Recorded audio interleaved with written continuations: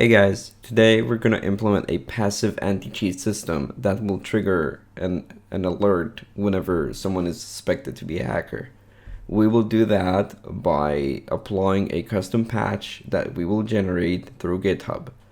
Now, this is the default TrinityCore page. It's github.com/TrinityCore. This is the public main repository that you can see here. It's very popular. Gonna go here and we can see that it has all the branches we would expect. It has the master branch, which is the current retail default expansion. We have the old Wrath of the Lich King expansion, and we have the Wrath Classic expansion that is about to come out.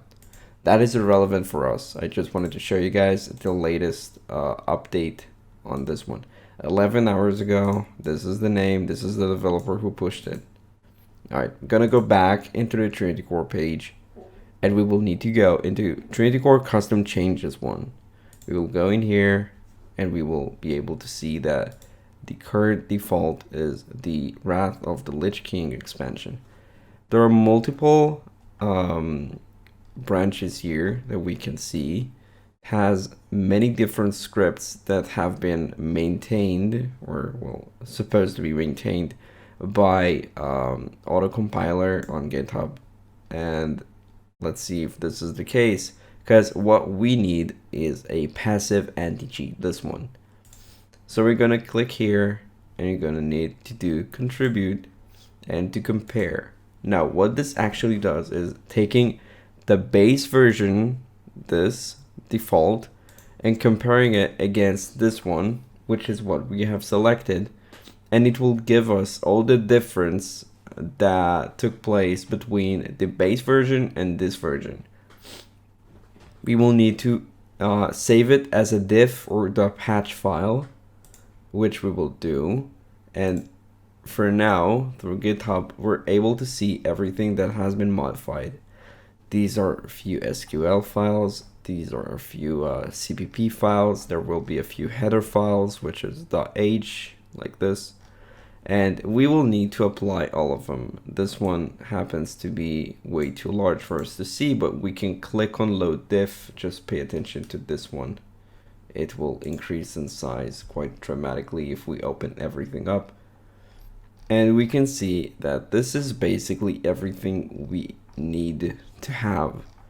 So this helps us visually, but it doesn't help us physically to implement everything.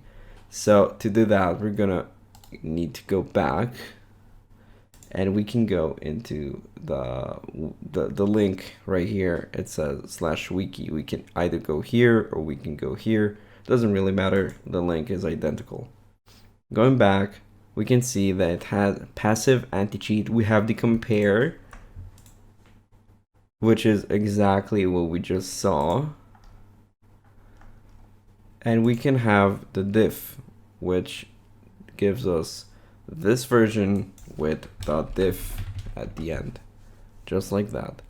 Now, one method to do that, which is the wrong one, I will show you right now why, is to copy everything here manually and then to save it. This is the wrong the wrong way to do that, because when we actually select everything, you can see that it adds a few spaces. Now you might imagine C++ is very sensitive. Same for CMake, same for git bash, which is what we're going to use. These are very sensitive applications that don't need all of these extra spaces. So what we actually need to do is we're going to need to take this diff as it is, and we're going to need to save it. I think it's this one. Yep. Gonna need to save it as passive anticheat.diff. For now, I'm just gonna do PA, passive anticheat.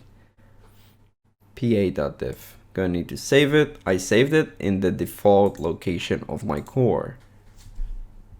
My core is located right here. Surveillance and core. This.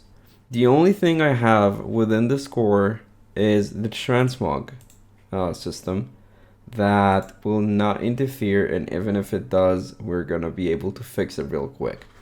So we're going to need to open git bash in this location. We can do that by right clicking here and do git bash. Please know that it works only on a compiled server, not on a repack.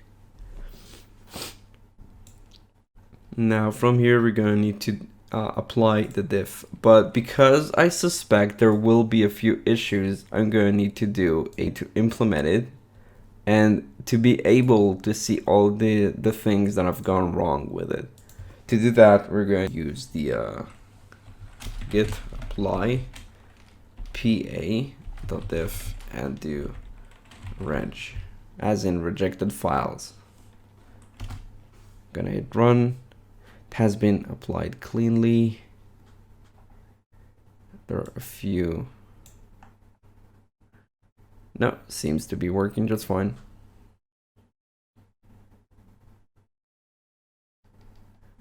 Seems to be working just fine.